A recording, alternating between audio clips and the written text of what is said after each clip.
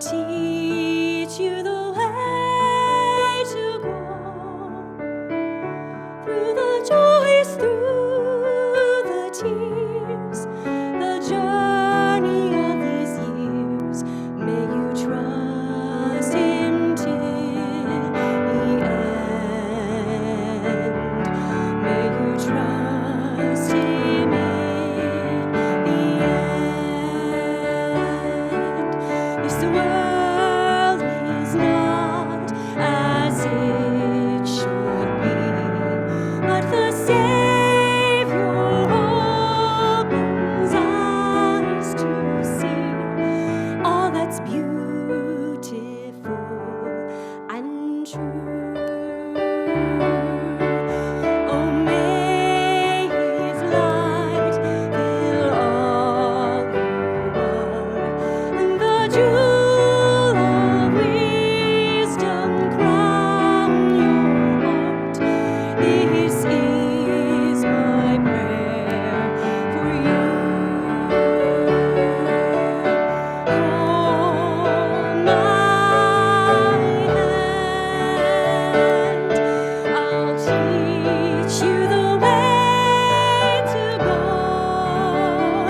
through the joys, through the tears, the journey of these years. He is with us till the end. He is faithful till the end.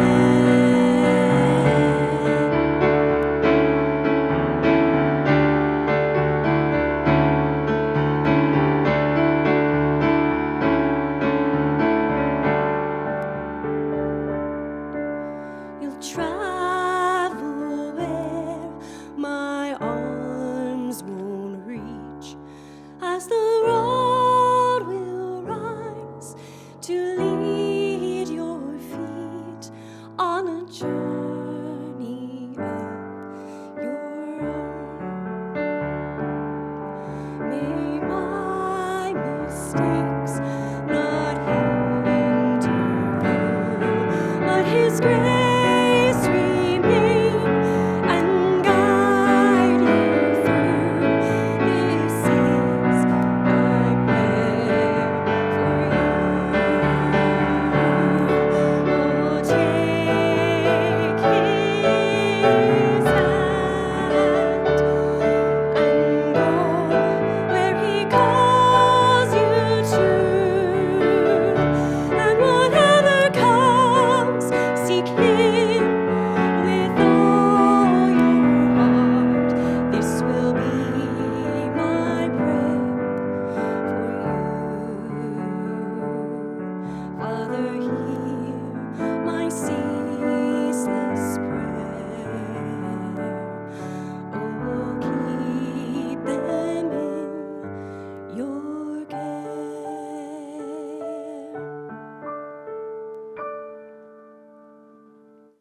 Mother's Day is a great time for us to unite in praise for mothers. You know, moms teach us about the character of God, their unique tenderness and love and care for us, the compassion they have. Mothers are so important and play such an important role in the lives of their children. And we can see in the Bible many role models of special moms, of Eve, of Mary, of Jochebed, who was the mother of Moses, all throughout the Bible. We read of moms who influence history. And this morning we're going to examine another mom who made an amazing impact in the life of her kids that many aren't aware of, but she belongs in the list of godly moms. Jesus and his disciples, when we arrived to chapter number 15, are in the northernmost part of Israel. He'd gone up there to get away for a couple of days. He'd been busy healing people and doing miracles and ministering to others. And it just seems like he needs some R&R. The book of Mark tells us that he entered into a house in Tyre and Sidon and would have no man know it. I'm sure we all relate to that. We all understand that. We just want to get away sometimes. Life gets busy. Life gets difficult. People are at us, and we just want to get away. And Jesus wanted to hide out some. He went up to the northernmost part of Israel just to try to escape everything and get some R&R. But Mark also tells us that he couldn't do so. He could not be hid. The Bible says his fame had preceded him. They had heard of his miracles up in the northern part. They had heard that he had arrived. And so Jesus walks out the door and he is all of a sudden surrounded by people, and in particular of a desperate mom, of Canaanite woman who needed Jesus to do something for her daughter. And this amazing woman highlights the value of motherhood to us. And so let us look at Matthew chapter 15, and we're going to start reading in verse number 21. The Bible says, "Then Jesus went thence and departed into the coast of Tyre and Sidon. And behold, a woman of Canaan came out of the same coast and cried unto him, saying, Have mercy on me, O Lord, thou son of David. My daughter is grievously vexed with the devil. But he answered her not a word. And his disciples came and besought him, saying, Send her away, for she crieth after us. But he answered and said, I am not sent, but unto the lost sheep of the house of Israel. Then came she and worshipped him, saying, Lord, help me.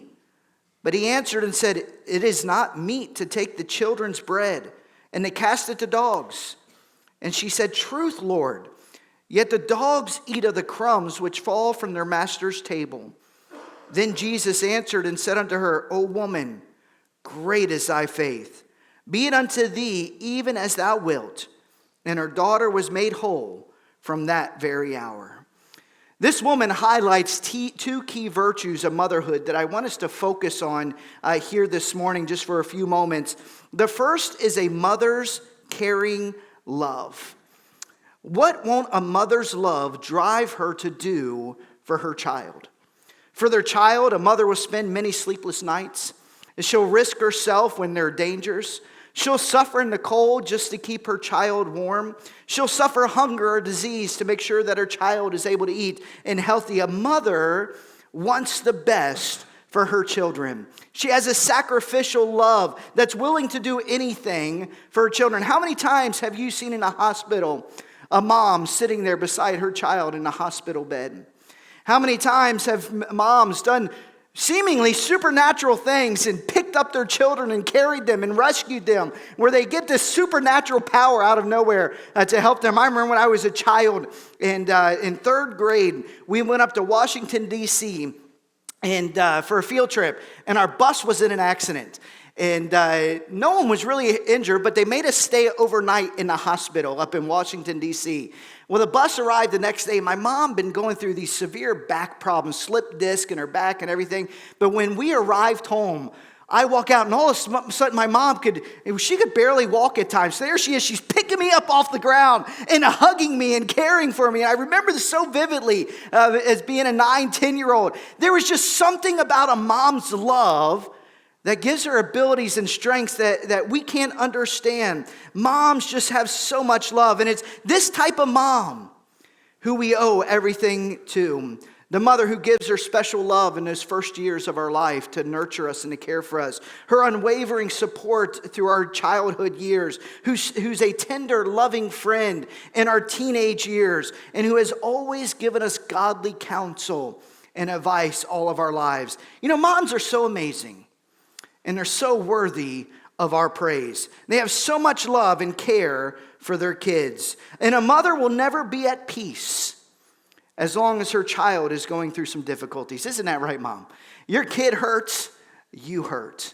There's just something about a mom's love. And we see that with this lady here in verse number 22. Behold, a woman came of Canaan, came out of the same coast, and cried unto him, saying, Have mercy on, she didn't say her daughter. She said, Have mercy on me, O Lord. My daughter is grievously vexed. She said down in verse number 25, Lord, help me. This wasn't a mom being selfish. She wasn't just thinking of herself. It's the fact that oftentimes when a kid is hurting, when a child is suffering, the mom is right there with that child, hurting and suffering for that child because they have such a caring love for the kid. And so here is this woman crying out to Jesus, Jesus, have mercy. Help, my daughter is suffering and my heart is broken. This daughter's suffering affected the mother's emotions. How many moms have said through the years or thought through the years, man, I would take their pain if I could. They see their child hurting and suffering and they think, man, if I could just take that from them. Because moms have such a caring love for their kids. But the Canaanite woman came to Jesus because she knew Jesus could end the pain. He could end the suffering. He was a fulfillment of the Jewish hope, and he was her hope as well. And so he goes to Jesus and just simply says, have mercy on me. This daughter seems to have been suffering for some time, and she begs Jesus in her moment of so much pain and sadness to help her. It says in verse number 22 that the daughter was grievously vexed. She was severely hurting. This devil had caused her so much pain. And you can just hear the mom's pain in her heart and her prayer to Jesus as she's pleading with him to help her child. Her heart is broken and she just wants Jesus to show mercy because a devil had entered in and had stolen the hopes of this child. You know, the devil is a terrible, terrible being. All he does is robs of peace and joy and comfort in her life. He had vexed this child and he's still vexing people today. How many moms are grieving because they see their child being vexed by the devil? They see the temptations the devil has thrown their way and the trials that have come their way. They see the addictions that the devil has brought before them. And the mom is grieved over her child. And she's hurting for her child. And here's this woman seeing her daughter suffering by a demon, a devil. And she just wants deliverance for her child. And this woman was not content to allow Satan to have the victory. And so she pleads with Jesus. And she prays that God would deliver her. Thank God for the loving tears of mom who are not content to allow wayward children to stray, who are not content to allow the devil to have victory over their child. The moms who spend countless hours pouring out their heart for their child that's gone wayward. Pouring their heart out for their child who is under temptations, who isn't walking with God, who's out of the will of God. Thank God for those moms who are willing to go into battle for their child and to pray for them, that Satan would leave them alone and that their child would walk in the will of God. See, moms are so special. They have such a unique care for their kids. They care for our health. They care for our physical health and our spiritual health. They want to remove the influences of the devil from their lives. They know that only Jesus has the power to deliver their child. And so they beg God and they seek God in prayer. In the Common Ground Sunday school class this morning, we were sharing stories of mom in our memory. And many of the members of the class were sharing how they could hear their mom's prayers through the years, waking up early in the morning and pouring out their heart to God. There's something unique about a mom and her love for her kids. I've heard many testimonies through the years of people who've walked by the bedroom of their mom and hear their mom sobbing over their child who has gone astray, brokenhearted. Because moms love. They have a care that is so amazing and so unique. And that was this woman. This Canaanite woman loved her child. And she saw her child suffering. And she was doing all that she could to help her child. She had a caring love. But you know, moms not only have a caring love, but that caring love produces an unshakable persistence in their life. You know, all throughout the Bible, we read of stories of events where someone comes to Jesus for healing and thousands of people at a time, and Jesus would walk over and heal them and touch them and help them through their problems and with their needs they have. And yet, here in this story, we find that Jesus Christ is somewhat indifferent, it seems, to this woman. It says in verse number 23, she's praying, she's asking for mercy for her daughter. And Jesus, the Bible says, but he answered her not a word. Here's this broken-hearted woman crying out to God, begging God. And Jesus didn't answer anything to her. So how did this mom respond to the silence of Jesus Christ? This mom could have simply walked away. She could have simply said, well, he's not going to help me. He's not going to answer me. How many times have we walked away when we've been trying to get someone's attention, trying to talk to them, and they're ignoring us? And it's hard to keep going after them and after them. You just get frustrated. But this woman did not act that way. She didn't flinch. She just kept going. She didn't give up. She kept crying out. She had found the one that could help her daughter. She had found the one that had the solution to her daughter's problems, to her heartbrokenness, and she keeps going to Jesus Christ. And so here we have the example of a mom who, out of her love for her daughter, did not diminish in her intensity of her cry. She didn't give up. She was unshakable. At first, it seemed that the plea of this poor woman had been ignored because Jesus didn't answer a word. Only the love of a mother is able to keep going on. Circumstances don't defeat them. Their children are priceless treasures. For them, they're willing to wait as long as it takes. They're willing to keep at it as long as possible for their child's sake. This woman's unshakable persistence would not let her walk away until she had received the answer to her pleas. And you see, although God was silent, it did not mean that he wasn't listening. He knew this woman's pain and heard her request. He remained silent, but it didn't mean that he didn't know and didn't care. This mom, though she was not aware of what was going to happen in the end, she wasn't walking away until she received the answer. And thank God for those moms. Thank God for moms who are persistent and they pray and they pray.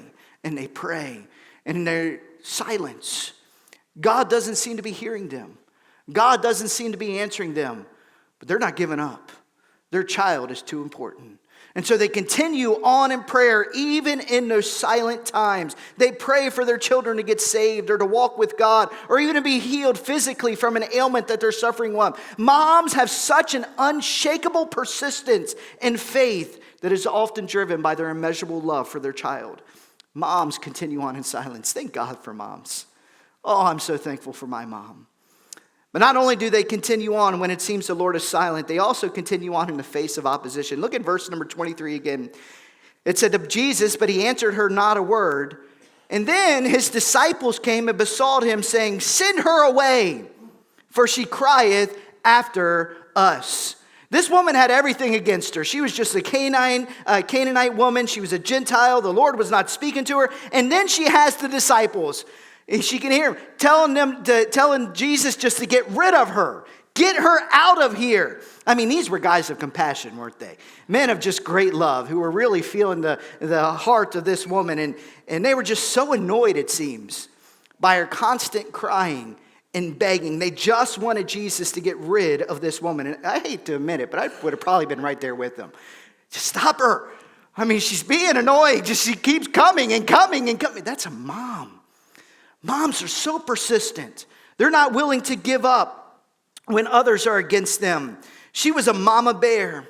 She ignored the opposition and moved on. She had a goal to accomplish, and nothing nor no one was going to stop her from accomplishing that. I mean, how many moms through the years have fought for their children in hospitals and schools and sports and life? They bring their child to a hospital, and the doctor says there's nothing we can do. The mom says that's not good enough. And she keeps going, and she keeps going, and she keeps going until she finds the answer. She has her child in school, and the teacher says, you know, this child just isn't going to make it. And mom says, that's not good enough. We're going to keep going and keep going for the benefit of our child. Even in the face of opposition, moms just keep going for their kid.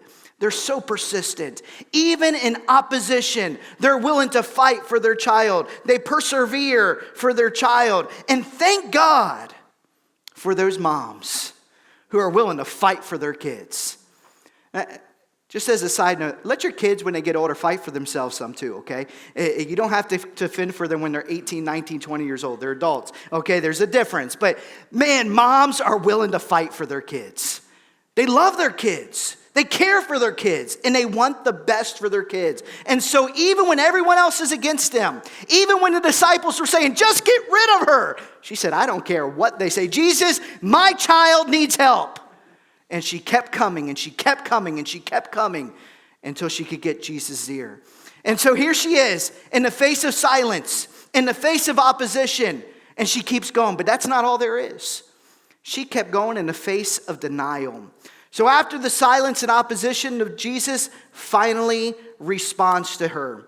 It said in verse number 24, but he answered and said, could you imagine? I just imagine this mom. It seems like it was some little time that she was constantly trying to get Jesus to answer, and he wouldn't answer. And the disciples are trying to get her away from him. And finally, Jesus stops. And he turns to look at this mom, and here it is. She's been trying to get his attention. She's been trying to get him to answer. And finally, he's going to answer, and he looks at her. And what does he say to her in verse number 24? I am not sent, but unto the lost sheep of the house of Israel. It said in verse 26, it's not meet to take the children's bread and to cast it to dogs. And finally, she's going to get an answer. And the answer is no. No. I'm not here to come and help you at this time. Go away. I haven't come first for the house of Israel, for the Gentiles. I'm here for the house of Israel. Mark tells us that Jesus' response to her is, look, my first responsibility is, my first focus is to the Israelites. Jesus hadn't come to minister to the Gentiles. Yes, there were times that he ministered to Gentile people throughout the time, but they had to be persistent with him. His focus was on the Israelite people. And then after his crucifixion, resurrection, he sent the disciples to all the world. But Jesus' focus was on the Israelites. And he tells them, I haven't come to the Gentiles. And so here's this Gentile lady saying, I need help. And he says, look, I'm not here for you. I've come to help the Jewish people at this time. But this desperate mom fell on the ground in verse 25, and it says, then she came and worshiped him, saying, Lord, help me. That wasn't good enough. That wasn't the answer she needed. I don't care what you've come for. My kid needs help. And she kept coming to him. But that's not good enough for Jesus. Jesus answered, and we read it. He said unto her, it's not meet to take the children's bread and to cast it to dogs. That word dogs is interesting. We only have one word for dogs, but in Greek they had two different words, and one was used for the family pet. My wife just got a dog, and it's a child in the house, okay? It's part of her Mother's Day. She finally got her daughter, okay? That's what she's been wanting. And so she got a dog, and this thing is like a child. It's a pet. It's a family dog. It's in the house. It's cared for. It's loved. When we were down in Uruguay, you don't see that as much here, but in a lot of these other countries, there's dogs everywhere. You walk down the street and there's just stray dogs walking out all over the place, and they're dirty, they're nasty, they're mangy, they're not cared for, they're not loved. And here's the word that Jesus used was for the strays. You Gentiles, I'm not here for you as a loved, cared for pet. You're just a stray. You're just a dirty dog that's out there, not cared for at this time. Not that Jesus didn't love them, but he was telling them, look, I'm here for the children, for the Israelites, and not at the Gentiles at this time. And so he says, I haven't come for you. But again, that wasn't enough for her, because her child was still suffering. And so she responds to him and says in verse 27, truth, Lord, you're right. That's all I am. I'm just a dirty dog. But yet the dogs eat of the crumbs which fall from their master's table. All I am is a dog, but Jesus, even dogs will eat the crumbs at the table. If you have dogs, you understand what this means if you have a house pet. I mean, dogs, sit down and eat family dinner, and a dog, you don't have to call it, you don't have to yell for it. It just magically knows, and it comes right there at the table. And dogs are quite smart. They'll find the one that's usually dropping most of the food in the house. Usually it's the youngest one. In our house, it's the oldest kid that drops the food. And so they're constantly just around that person and eating the food off the floor, the crumbs. They're not asking to sit at the table. They would like to, but they're not asking. They're satisfied eating the crumbs off the floor. And that's what this woman said. She said, Jesus, you're right. I'm a nobody. I don't deserve to eat at the table. I don't deserve to eat dinner with you guys. But even dogs just need a crumb. Jesus, all I need is a crumb. All I need is just a little bit. All I need is a little bit of your touch. All I need is a little bit of your power. All I need is a little bit of your hand. And God, you can heal her. That's all that my daughter needs, is a little of you, and that's enough. And so Jesus looks at her in verse number 28, and he said, "O woman, great is thy faith. Be it unto thee even as thou wilt." And her daughter was made whole from that very hour. And so Jesus told this woman, you got your answer. This woman was a lot like the widow that Jesus told a story of in Luke chapter number 18, who had a problem. And she went to the judge about the problem. And the judge said, no, I'm not going to deal with that. And she kept going and kept going and kept going and kept going. And the judge finally said, that's enough. All right, I'm just going to answer you and give you what you want so you'll leave me alone. We relate to that when we have kids. Just stop, okay? Leave me alone. You can have it. Just go. Play out in the street. I don't care. Just get away. I'm done with it, okay? And so you just get worn down. And that was this judge with this widow woman. And Jesus said that's how we should be with God. We ask something in prayer and God doesn't answer us. Jesus doesn't say, well, that's good enough. Just walk away then. No, he says, be like this woman. Keep going and keep going and keep going and keep hounding the throne room of grace until you get the answer that you need. Thank God that moms are that way. Moms love their kids. They're so persistent for their kids. In the face of all opposition, in the face of all trials and all difficulties, they want what is best for their kid. And so they keep going and they keep going and they keep begging God and they keep seeking God until God gives them the answer that they desperately, desperately need. And that's mom's faith and perseverance played a great role. It made a major impact, and it changed the life of this child.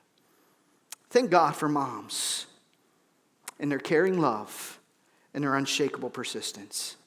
You know, moms are awesome. They're so awesome. There's a reason that God tells us to honor them, because they're amazing people. You know, kids, teens, you're going to learn something, and all of us adults can testify to this, is your mom really is amazing. When you're a kid and a teen, yeah, they're nice, they're neat, and every now and then they're, and you kind of, it's mom. Man, you get older, and you realize how amazing your mom is, how special she is, how amazing and awesome she is. And so kids, honor your children, honor your moms. Take time to really value them. Consider how special they are because they love you so very much. They care for you so very much. And it might not always seem like it. Moms aren't perfect. I mean, they make mistakes. That's just reality of life. And my mom was close to perfect. My wife is very, very, very close to perfect. I can't get myself in trouble here. And so, but they make mistakes, and that's the reality of it. But man, they're so amazing. So kids, honor your moms. This is a special day. Every day we should honor mom. Do something for your mom today. If you haven't planned on something, do something now. Write a card. Go buy some food. They always appreciate that, okay? Do something special for your moms because they're such amazing people. Moms, thank you.